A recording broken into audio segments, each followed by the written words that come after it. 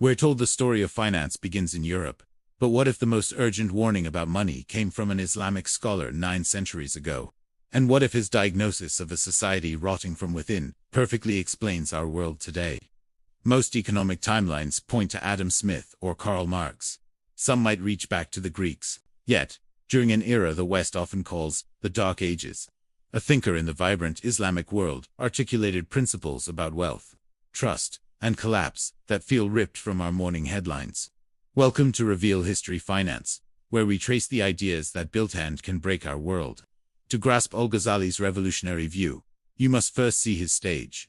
It's the 11th century. While Europe was fragmented, the Islamic civilization was a sprawling network of intellect and commerce. Cities like Baghdad and Cairo were dazzling hubs.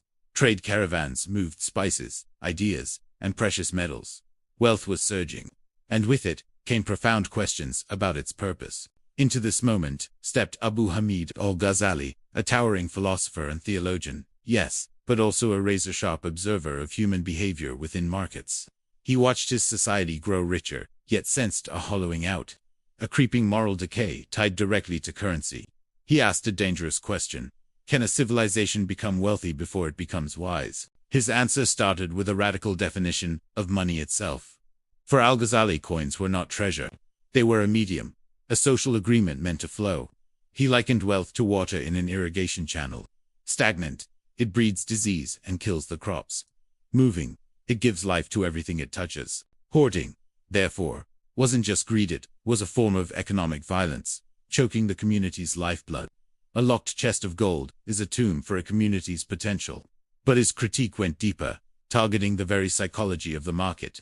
Al-Ghazali detested speculative greed, profiting from another's distress, or artificially manipulating scarcity. He saw this not as clever business, but as a poison in the well of public trust.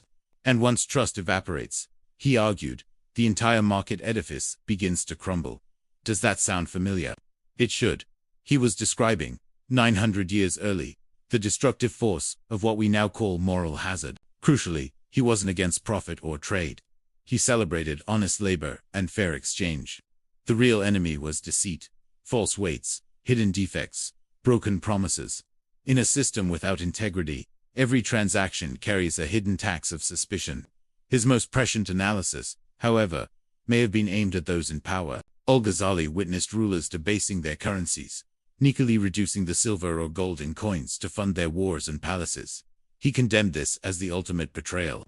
Why? Because it stealthily steals from every citizen and shatters the foundational trust in the system itself. He predicted people would eventually abandon a corrupted coin, seeking stable value elsewhere, prophecy fulfilled in every hyperinflation crisis from Weimar Germany to modern Venezuela.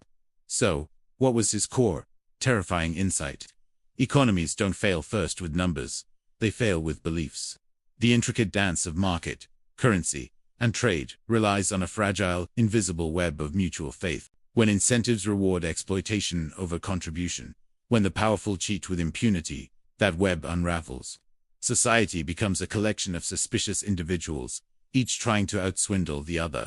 Prosperity in such a climate is a mirage. Injustice in the palace breeds deceit in the marketplace. Now, look at our modern landscape through his eyes. We see fortunes amassed through financial engineering rather than tangible contribution. We see currencies whose value is based on complex debt and fleeting confidence. We see public trust in institutions eroding by the year. Al-Ghazali would see these not as isolated failures, but as symptoms of the same ancient disease, the severing of wealth from ethical responsibility. His warning is not a religious edict. It is a systems analysis.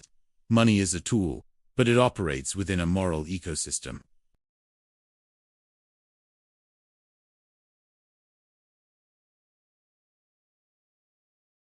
He offered a timeless formula. Sustainable prosperity is built not on cleverness, but on justice, not on hoarding, but on circulation, not on blind self-interest, but on sacred trust. If this perspective shifts how you see the financial world, then help these ideas circulate. Hit the like button and share this with someone who needs to hear it.